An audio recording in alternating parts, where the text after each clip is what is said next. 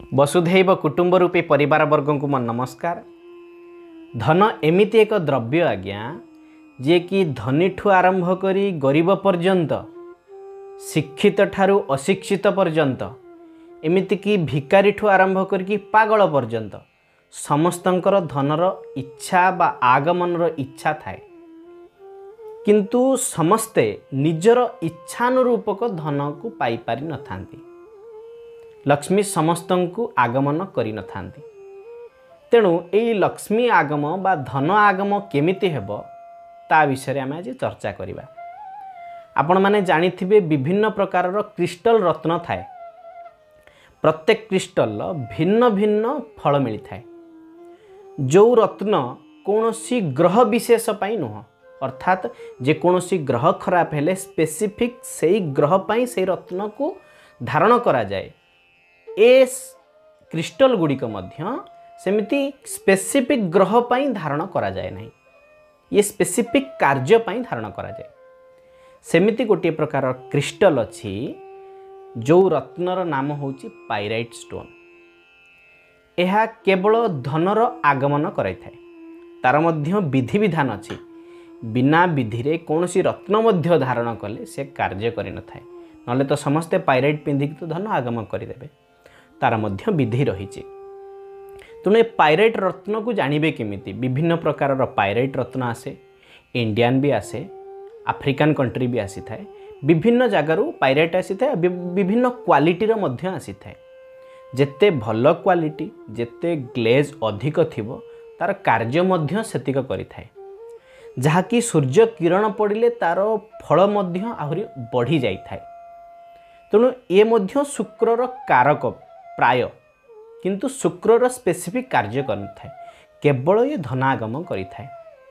ये pyrite stone केमिति देखिया पाई? ये देखंतु, ये होची पाइराइट स्टोन।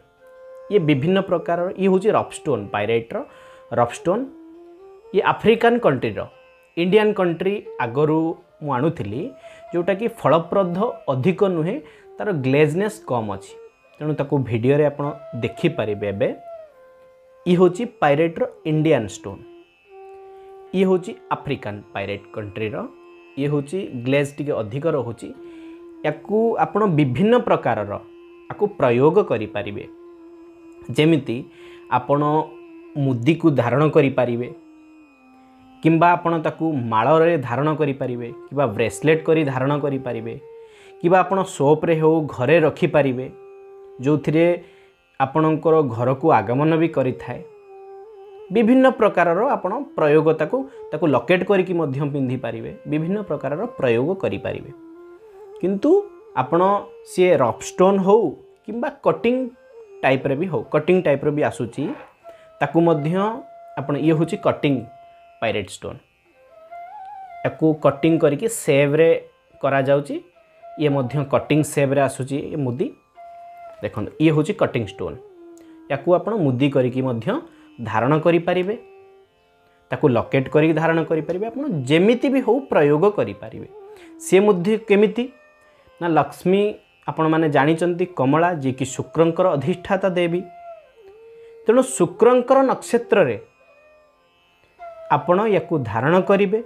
पुणी अभिमंत्रित सहकारे आपणक नाम गोत्र रे अभिमंत्रित करी शुक्रंक नक्षत्र रे आपण शुक्रंक होरा रे जदि आपण धारण करिवे, आउ को आंगुठी मझी आंगुठी रे धारण करिवे, किबा बुढ़ा आंगुठी रे मध्य धारण करि पारिबे।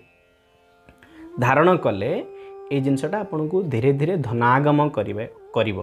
किंतु आपण ताकू मंत्री की पिंधिबा दरकार, नहले तो समस्ते पिंधिकी धन आगम करिदेबे।